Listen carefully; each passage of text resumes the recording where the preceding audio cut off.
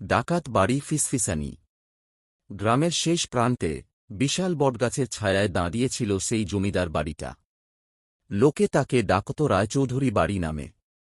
দিনের বেলাতেও বাড়িটার দিকে তাকালে গা ছমছম করত। ভাঙা বারান্দা, শ্যাওলা ধরা দেয়াল আর জানালার ফাঁক দিয়ে অদ্ভুত কালো অন্ধকার। লোকমুখে শোনা যেত প্রায় ১০০ বছর আগে জমিদার রঘুনাথ রায়চৌধুরী এখানে থাকতেন। তিনি ছিলেন নিষ্ঠুর আর অহংকারী। গ্রামের লোকদের উপর অত্যাচার করতেন, কারও কান্না তার মন গলাত না। এক অমাবস্যার রাতে হঠাৎ করেই তিনি নিখোঁজ হয়ে যান।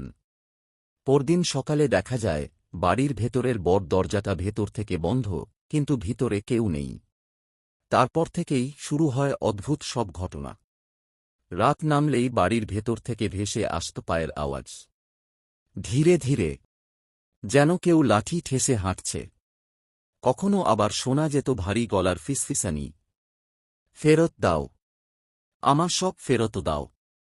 একদিন গ্রামের এক কিশোর, নাম তার নীল, সাহস করে ঠিক করল সে সত্যিটা জানবে।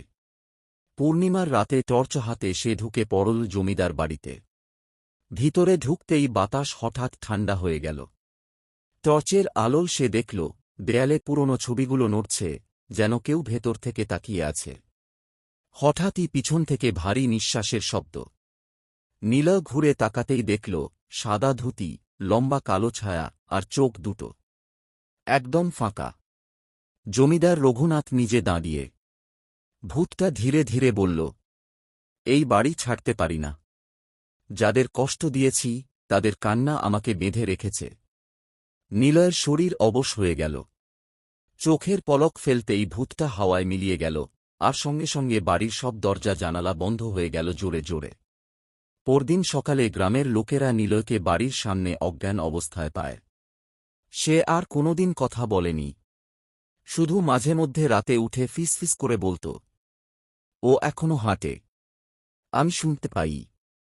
আজও কেউ সন্ধ্যার পর ওই জমিদার বাড়ির দিকে যায় না, কারণ যারা গেছে তারা বলে, অন্ধকার নামলেই এখনো লাঠির ঠক ঠক শব্দ শোনা যায়, আর কেউ একজন ছায়ার ভেতর থেকে তাকিয়ে থাকে।